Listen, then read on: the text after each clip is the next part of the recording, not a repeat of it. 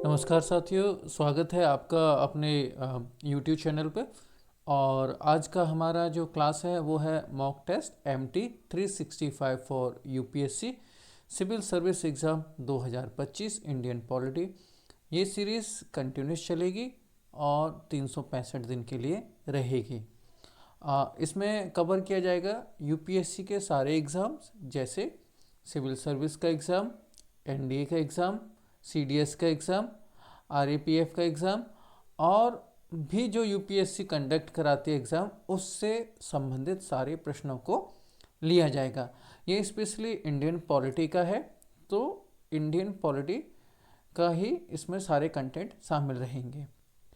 दूसरा ये कि इसमें स्टेट सिविल सर्विस एग्ज़ाम में आए हुए प्रश्नों को भी शामिल किया जाएगा। स्टेट सिविल सर्विस एग्ज़ाम में यानी कि UPPCS में, सिर्फ UPPCS में जो आए हुए क्वेश्चन होंगे उनको शामिल किया जाएगा और UPSC में आए हुए क्वेश्चन होंगे उनको शामिल किया जाएगा। ये सीरीज़ आपके लिए बहुत महत्वपूर्ण है, बहुत इम्पोर्टेंट है, आपकी तैयारी में एक कदम आगे आपको ले जाने में सक्षम रहेगी। ये सीरीज़ में आपको प्रश्न मिलेगा, प्रश्न के साथ क्वेश्चन आंसर मिलेगा, आंसर के साथ में पूरा एक डिस्क्रिप्शन मिलेगा जो कि आपके रिवीजन को भी कंप्लीट कराएगा। आप अपना मूल्यांकन कर सकते हैं और समझ सकते हैं कि आप कितना आगे पहुंच चुके हैं और कितनी अभी तैयारी बाकी है।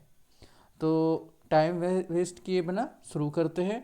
एक महत्वपूर्ण सूचना, अगर आप हमारा कोई भी PDF डाउनलोड करना चाहते हैं तो टेलीग्राम चैनल पर जाइए और वहाँ AKS जादौन नाम से सर्च कीजिए और टेलीग्राम ज्वाइन कर लीजिए।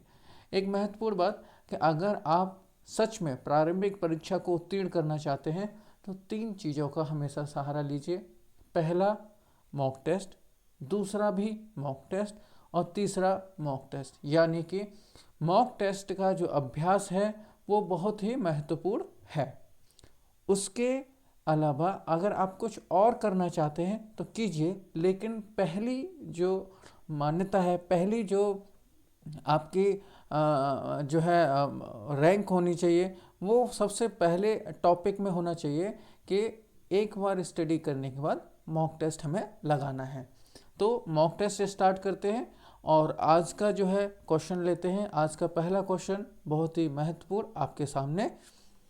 निम्नलिखित में किस अधिनियम में कोलकाता में सर्वोच्च न्यायालय की स्थापना का प्रावधान किया गया था? देखो, अब यहाँ पे आपको समझना क्या है कि पूछा गया है कि अधिनियम में कोलकाता में, देखो अधिनियम में कोलकाता में सर्वोच्च न्यायालय की स्थापना के बारे में बात हो रही है।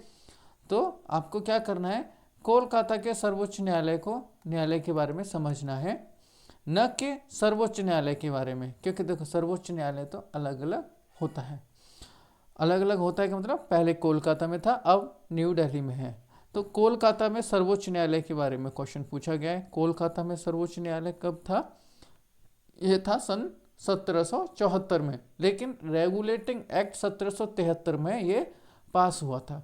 तो इससे संबंधित क्या क्या चीज़ें हमें याद रखनी है? रेगुलेटिंग एक्ट, आंसर तो आपको पता चल गया, रेगुलेटिंग एक्ट 1773, लेकिन इससे संबंधित क्या क्या बातें आप याद रख सकते हैं? वो सबसे पहली बात कि ईस्ट इंडिया कंपनी के शासन को नियंत्रित करने के लिए ब्रिटिश सरकार द्वारा पहला कदम था। तो सबसे पहले क्या बात है, रेगुलेटिंग एक्ट 1773 रेगुलेट करने के लिए कंपनी को, ईस्ट इंडिया कंपनी को रेगुलेट करने के लिए पहला कदम था। यहाँ तक मुझे उम्मीद है कि आपको ये समझ में आ गया होगा रेगुलेटिंग एक्ट का। दूसरा पॉइंट जो बहुत महत्वपूर्ण है, आपको याद रखना चाहिए, बंगाल के गवर्नर को, जो बंगाल के गवर्नर थे उनको गवर्नर जनरल बनाया गया। और पहले गवर्नर जनरल कौन थे? Warren Hastings. ठीक है, वॉरेन हेस्टिंग, ये वाली भी बात आपको याद रखनी चाहिए। वॉरेन हेस्टिंग जो है पहले इसके गवर्नर जनरल बने। 2 बातें। तीसरी बात जो बहुत महत्वपूर्ण है, जो आपको याद रखनी चाहिए, मद्रास और बम्बई प्रेसिडेंसी को कलकत्ता प्रेसिडेंसी, यानी कि मद्रास और बम्बई प्रेसिडेंसी को बंगाल प्रेसिडेंसी के अंदर कर दिया गया, यानी कि सेंट्रलाइजेशन सिस्टम की शुरुआत हुई। तो यहाँ पे लिख लीजिए बंगाल प्रेसिडेंसी। ठीक है, बंगाल प्रेसिडेंसी और बंगाल प्रेसिडेंसी के अंदर दो चीज़ें कर दी गई, एक मद्रास प्रेसिडेंसी और दूसरी थी बम्बई प्रेसिडेंसी। ठीक है, तो यहाँ से ये सेंट्रलाइजेशन सिस्टम शुरू होता है। आगे की चीज़ें जान लेते हैं। उसके बाद जो सबसे महत्वपूर्ण है, रेगुलेटिंग एक्ट 1773 के प्रावधानों के तहत, किसके 1773, रेगुलेटिंग एक्ट 1773 के प्रावधानों के तहत कलकत्ता में एक सर्वोच्च न्यायालय की स्थापना की गई थी।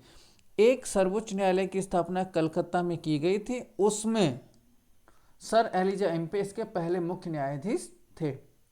सर एलिजा इम्पे याद रखना है, पूछ लिया जाता है, सर एलिजा इम्पे।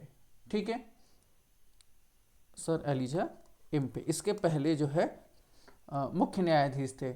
इस न्यायालय में एक मुख्य न्यायाधीश और 3 अन्य न्यायाधीश होते थे, यानी कि एक मुख्य न्यायाधीश हो गया और उसके बाद 3 अन्य न्यायाधीश, 1 क्रम, 2 क्रम और 3 क्रम। ये जो है सर्वोच्च न्यायालय का पैटर्न था। कहाँ का सर्वोच्च न्यायालय? कलकत्ता का, कलकत्ता। ठीक है, यहाँ से आपको ये सारी बातें याद रखनी चाहिए। एक बार मैं रिपीट कर देता हूँ सारी चीज़ें। पहला, ईस्ट इंडिया कंपनी को, ईस्ट इंडिया कंपनी, ठीक है, EIC शॉर्ट में लिख दिया, east India company. East India company को नियंत्रित करने के लिए ब्रिटिश सरकार द्वारा पहला कदम था, ये बात याद रखनी चाहिए। दूसरी बात, बंगाल के गवर्नर को बंगाल का गवर्नर जनरल बनाया गया। बंगाल का पहला गवर्नर जनरल कौन था? वॉरेन हेस्टिंग, वॉरेन हेस्टिंग, ये वाली बात याद रखनी चाहिए। तीसरी बात आपको याद रखना चाहिए, गवर्नर जनरल की एक कार्यकारी परिषद बनाई गई जिसमें 4 सदस्य थे। मद्रास और बम्बई प्रेसिडेंसी को बंगाल प्रेसिडेंसी के अधीन कर दिया गया। ठीक है, 4 सदस्य वाली बात याद रहेगी। और 4th नंबर पे सेंट्रलाइजेशन सिस्टम, यानी कि बंगाल प्रेसिडेंसी के अंदर मद्रास और बम्बई प्रेसिडेंसी को कर दिया गया। रेगुलेटिंग एक्ट 1773 के प्रावधानों के तहत कलकत्ता में एक सर्वोच्च न्यायालय की स्थापना की गई थी और सर एलिजा इम्पे इसके पहले मुख्य न्यायाधीश थे। यहाँ तक क्लियर है? अब ये वाले जो पॉइंट मैंने आपको बताए, समझाए, इनको आप थियोरेटिकली यहाँ से लर्न कर सकते हो अगर आप कोई चीज़ मिस कर रहे हो, वरना नोटपैड लेके लिख सकते हो अपनी सारी चीज़। नोट्स खुद बनाने चाहिए, पर समय नहीं हो तो रिवीजन के लिए आप ये PDF डाउनलोड कर लेना, चैनल पर मिल जाएगी। दूसरे क्वेश्चन की तरफ चलते हैं। दूसरा क्वेश्चन है, रेगुलेटिंग एक्ट लागू होने के समय भारत का गवर्नर जनरल कौन था? देखो, सबसे पहले क्वेश्चन का समझने की कोशिश करो। अब पूछ रहा है वो रेगुलेटिंग एक्ट लागू होने के समय, यानी कि रेगुलेटिंग एक्ट 1773 की बात कर रहा है। अब लागू होने के समय भारत का गवर्नर जनरल, भारत का पहले बंगाल का गवर्नर हुआ करता था, फिर उसको भारत का गवर्नर जनरल बनाया गया। वो थे, अभी हमने डिस्कस किया था, वॉरेन हेस्टिंग, वॉरेन हेस्टिंग थे। ठीक है, तो हमें यहाँ से आंसर तो मिल गया कि हमारे आंसर होगा वॉरेन हेस्टिंग। ए है कॉर्नवालिस, नहीं। बी है वॉरेन हेस्टिंग, बिल्कुल जी। विलियम वेंटिक नहीं होंगे। सर जॉन शोर, ये भी नहीं होंगे। तो यानी कि आंसर हमारा आ गया बी। अब इसमें याद रखने योग्य महत्वपूर्ण बातें समझ लेते हैं। 1750 में Warren Hastings East India Company के एक भाग के रूप में इंग्लैंड से भारत आए। ठीक है, कब आए थे इंडिया में? 1750 में। लेकिन वो डायरेक्ट पहले किस पद पे आए थे? क्लर्क के पद पे। ठीक है, शुरुआत में उन्होंने क्लर्क का पद पे कार्यभार किया था ईस्ट इंडिया कंपनी में। इसने भारत में एक केंद्रीकृत प्रशासन की नींव रखी। केंद्रीकृत प्रशासन कैसे? जैसे बंगाल प्रेसिडेंसी के अंदर 2 प्रेसिडेंसी थी, मद्रास और बम्बई।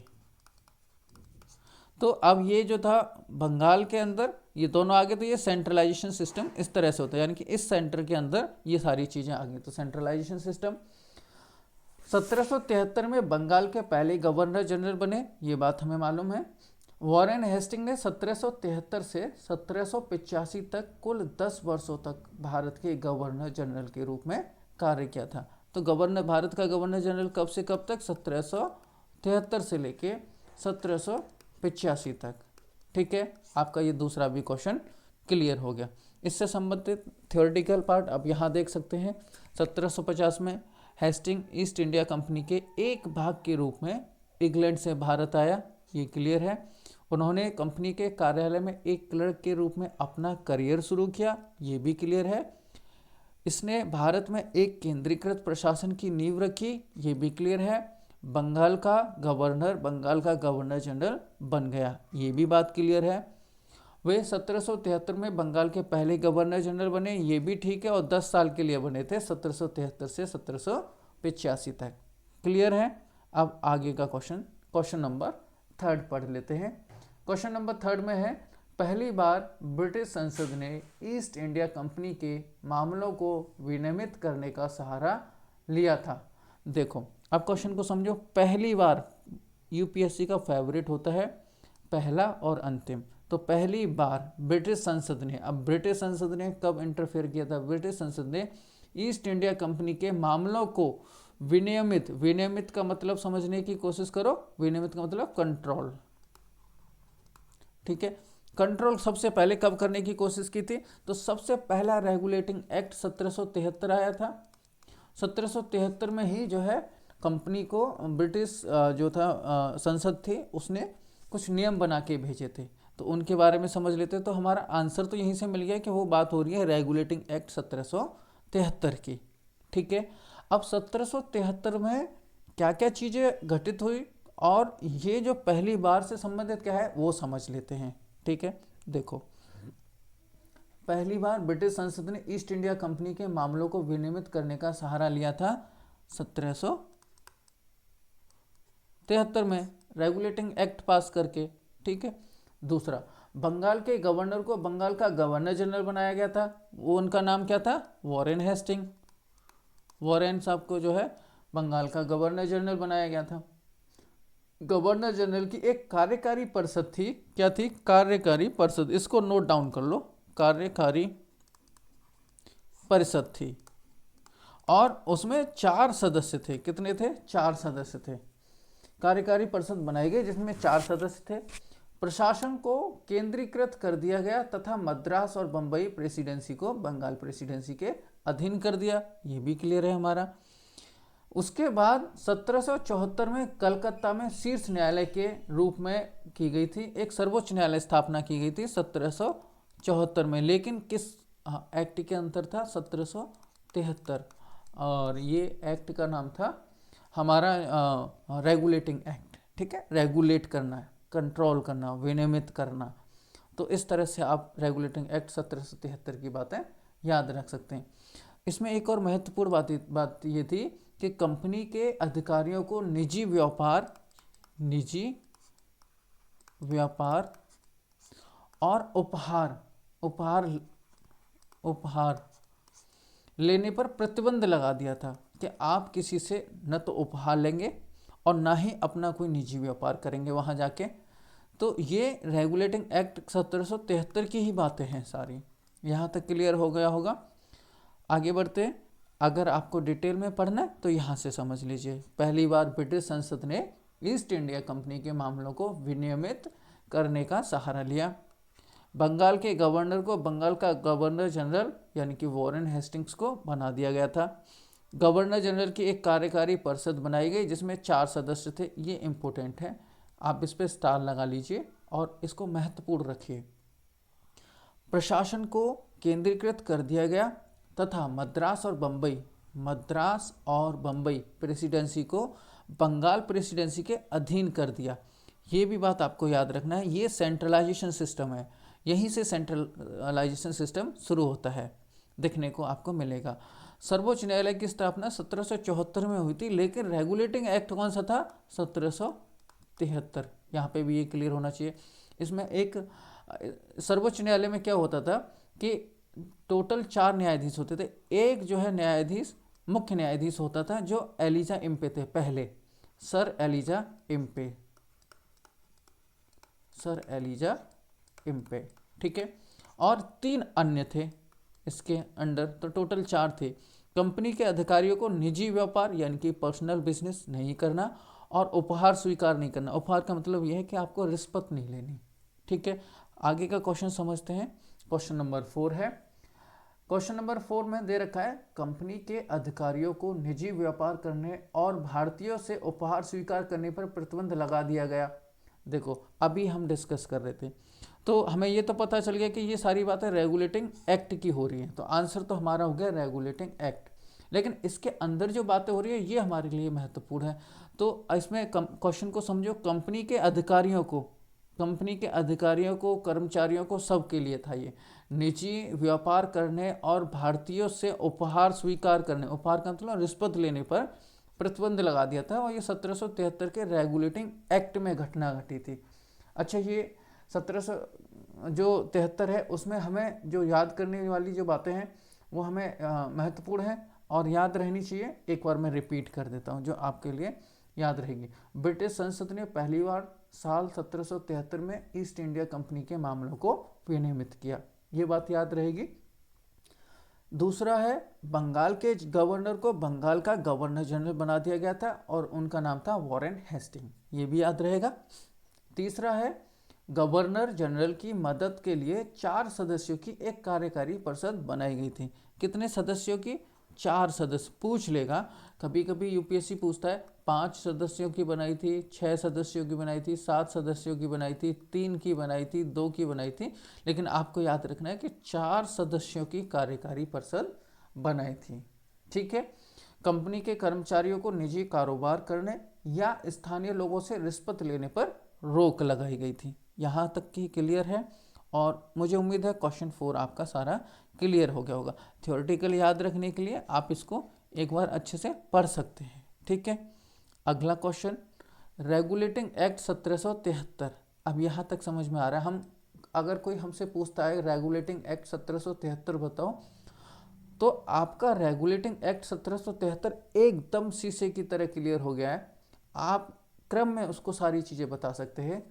पहला विनियमित करने का रेगुलेटिंग एक्ट 1773 था, जो ब्रिटिश संसद ने पारित किया था। बंगाल के गवर्नर को बंगाल का गवर्नर जनरल बना दिया गया था, वॉरेन हेस्टिंग थे वो व्यक्ति, और गवर्नर जनरल की मदद के लिए 4 सदस्यों की एक कार्यकारी परिषद बनाई गई थी। 4 सदस्यों की, ये हम याद रख सकते हैं। कलकत्ता में एक सर्वोच्च न्यायालय बनाया गया था, उसमें एक मुख्य न्यायाधीश और 3 उसके सह न्यायाधीश थे। पहले न्यायाधीश जो मुख्य न्यायाधीश थे उनका नाम सर एलिजा इम्पे था। कंपनी के कर्मचारियों को निजी कारोबार करने या स्थानीय लोगों से रिश्वत लेने पर रोक लगा दी गई थी। रिश्वत का मतलब उपहार। हमें 1773 की ये बातें अब तक 4 क्वेश्चन पढ़ने पे याद हो गई। अब हम 1773 के प्रश्न नंबर 5 में पढ़ते चलते हैं। प्रश्न नंबर 5 कहता है कि रेगुलेटिंग एक्ट 1773 को पारित करने के कारण क्या थे, मतलब उसको पारित क्यों किया गया था, ये हमारा क्वेश्चन है। इसको पढ़ लेते हैं, अच्छे से समझ लेते हैं। देखो, ईस्ट इंडिया कंपनी की वित्तीय स्थिति खराब थी, बात सही है। आप कहेंगे कि वो तो सारा लूटपाट कर रही थी, लूटपाट कर रहे थे वो, लेकिन निजी व्यापार और उस समय जो है उपहार लेना प्रतिबंधित नहीं था। ये उससे पहले की बात है, जब 1773 में प्रतिबंधित किया गया। उससे पहले ये इसी तरह से लूटपाट हो रही थी। कंपनी के अधिकारियों पर भ्रष्टाचार और रिश्वतखोरी के आरोप थे, बिल्कुल सही बात है। कंपनी के अधिकारी भ्रष्टाचार और भाई भतीजावाद में लिप्त थे, ये सही बात है कि अपने लोगों को ही, अपने ही रिलेटिव्स को, अपने रिश्तेदारों को वो आके कर रहे थे। तो भाई भतीजावाद कंपनी के चरण पे था, कंपनी में, ईस्ट इंडिया कंपनी में। ठीक है। बंगाल में अराजकता में भारी वृद्धि हुई। हाँ, अराजकता में बहुत वृद्धि थी। समझ लीजिए कि अधिक से अधिक कर वसूल करना ही एक उद्देश्य था, बाकी किसी भी तरह की कोई सुविधा की बात हो नहीं रही थी वहाँ। जैसे किसानों के लिए जल की व्यवस्था नहीं थी, सिंचाई की व्यवस्था नहीं थी, उनके खाने की व्यवस्था नहीं थी, उनके कार्य करने के लिए आधुनिक मशीनें नहीं थी, ऐसा कुछ भी नहीं था वहाँ पे। तो लेकिन कर पूरा वसूल करना था। कर का मतलब टैक्स उनको अपना लेना था, टैक्स ले जाते थे। उसकी वजह से भुखमरी का भी सामना करना पड़ा और बहुत सारी चीज़ें घटी। उससे पहले इस क्वेश्चन के रिलीवेंट चीज़ें समझ लेते हैं। ठीक है, इस क्वेश्चन से जो महत्वपूर्ण चीज़ें हैं वो हम समझ लेते हैं एक बार। सबसे पहली बात हमें जो याद रखनी है वो ये है ईस्ट इंडिया कंपनी ने 1772 में, कितने में, 1772 में सॉरी माफ करना, 1772 में ब्रिटिश सरकार से कुछ वित्तीय सहायता लेकर अपनी वित्तीय समस्या को ठीक किया। अच्छा, वो कितनी वित्तीय सहायता ली थी, तो याद रखिए 1 मिलियन पाउंड, 1 मिलियन पाउंड, ठीक है, 1772 में ली थी। और कंपनी के अधिकारी भ्रष्टाचार और भाई भतीजावाद में लिप्त थे। बंगाल में अराजकता में भारी वृद्धि हो रही थी। ईस्ट इंडिया कंपनी का मुख्य लक्ष्य अधिकतम राजस्व अर्जित करना था। और इसका एक और महत्वपूर्ण कारण था, उस कारण को समझ लेते हैं। आपने शायद सुना होगा, पढ़ा होगा, इतिहास में पढ़ा होगा, एक 1769 में युद्ध हुआ था, और वो जो युद्ध था वो था मैसूर का युद्ध, ठीक है। मैसूर का युद्ध का नाम सुनते ही हमें दो लोगों के नाम हमारे जहन में याद आ जाते हैं। सबसे पहले थे हैदर अली साहब, हैदर अली, और दूसरे इनके पुत्र थे टीपू सुल्तान, ठीक है। अब यहाँ हैदर अली साहब जो थे, इनसे युद्ध करते समय अंग्रेज हार गए थे, तो ये भी एक मुख्य कारण था इसके पीछे, ठीक है। 1769 में मैसूर के हैदर अली के खिलाफ ईस्ट इंडिया कंपनी की हार 1773 के रेगुलेटिंग एक्ट की आवश्यकता के पीछे मुख्य कारणों में से एक थी। मुख्य कारणों में से एक थी, मुख्य कारण नहीं था, उनमें जो कारण, जो मुख्य कारण थे उनमें एक कारण ये भी था। इसलिए 1773 का रेगुलेटिंग एक्ट आया। अच्छा, क्या क्या कारण थे अगर पूछा जाता है, मुख्य कारण बताओ, तो सबसे पहला कारण हमें याद रखना है कि कंपनी को वित्तीय सहायता चाहिए थी, यानी कि वो घाटे में चल रही थी। और 1772 में, 73 में रेगुलेटिंग एक्ट आया, 1772 में कंपनी ने 1 मिलियन पाउंड, 1 मिलियन पाउंड का राशि जो है उस पर लिया था, लोन लिया था, ठीक है, ब्रिटिश संसद से। दूसरा, कंपनी में भाई भतीजावाद चरम सीमा पर था। तीसरा, इसका जो महत्वपूर्ण और जो कारण हो सकता है वो है रिश्वतखोरी और उपहार लेना, निजी व्यापार करना, ठीक है। चौथा, 1769 में 1769 में मैसूर के हैदर अली के खिलाफ ईस्ट इंडिया कंपनी की हार। और ये मुख्य कारण हो सकते हैं, आप 4-5 कारण अच्छे से याद रख सकते हैं। थ्योरेटिकल पढ़ने के लिए आप यहाँ से भी देख सकते हैं, 1 2 3 4 5 सारे पॉइंट हैं। उम्मीद है आपको इस तरह के मॉक टेस्ट की क्लास पसंद आएगी। अगर आपको वास्तव में ये क्लास पसंद आती है तो आप हमें कमेंट बॉक्स में लिख दें। हम कोशिश करेंगे बेहतर से बेहतर कंटेंट लाने की, बेहतर से बेहतर सारे क्वेश्चन लाने की। अभी हमने फ़िलहाल में 5 क्वेश्चन शामिल किए गए हैं एक टॉपिक से, जिससे कि आपका वो टॉपिक हमेशा के लिए क्लियर हो जाए। उम्र के अंतिम समय में भी अगर आपसे कोई जगह के पूछता है कि सर कुछ याद आ रहा है या मैम कुछ याद आ रहा है, तो आप बता सके कि हाँ मुझे रेगुलेटिंग एक्ट 1773 याद है, उसमें जो घटनाएं घटी थी वो सारी घटनाएं याद हैं। आप उनको फिंगर पे गिन के बता सके कि रेगुलेटिंग एक्ट 1773 सबसे पहला रेगुलेट करने के लिए एक्ट बनाया गया था, ईस्ट इंडिया कंपनी को रेगुलेट करना था। दूसरा, उसने जो है अपना जो निजी व्यापार था, निजी व्यापार और जो गिफ्ट लेना था उस पर प्रतिबंध लगा दिया गया था। भाई भतीजावाद में लिप्त थे उसको बंद कर दिया गया था। एक सुप्रीम कोर्ट, बहुत महत्वपूर्ण बात है, एक सुप्रीम कोर्ट के का प्रावधान था जो 1774 में कलकत्ता में बना था। उसके पहले मुख्य न्यायाधीश सर एलिजाइम पे थे और बाकी के 3 अन्य सहायक न्यायाधीश थे। तो इस तरह से आपका ये टॉपिक कवर हो गया, रिवीजन हो गया, 5 महत्वपूर्ण क्वेश्चन भी तैयार हो गए। उम्मीद है सारा कुछ अच्छा लगा होगा। आप अपनी राय हमें कमेंट बॉक्स में दें। आपके समय के लिए बहुत बहुत धन्यवाद, थैंक यू। अगली क्लास के लिए आप हमारा वेट करें, हम जल्दी लेके आएंगे। और ये क्लास हम पर डे प्रतिदिन रखेंगे, सैटरडे संडे ऑफ रहेगा, बाकी के मंडे टू फ्राइडे प्रतिदिन ये क्लासें आएंगी। बस अभी हमारा ये विचार चल रहा है कि हमें कितने क्वेश्चन रखने चाहिए, 5 क्वेश्चन, 10 क्वेश्चन या 15 क्वेश्चन। आप हमें कमेंट बॉक्स में लिख के बताइए आप कितने क्वेश्चन चाहते हैं, 5 क्वेश्चन चाहते हैं, 10 क्वेश्चन चाहते हैं या 15 क्वेश्चन चाहते हैं, या अदर कोई अगर आप चाहते हैं तो वो आप हमें कमेंट बॉक्स में लिख के बता सकते हैं। Thank you, have a nice day. जय हिंद, जय भारत।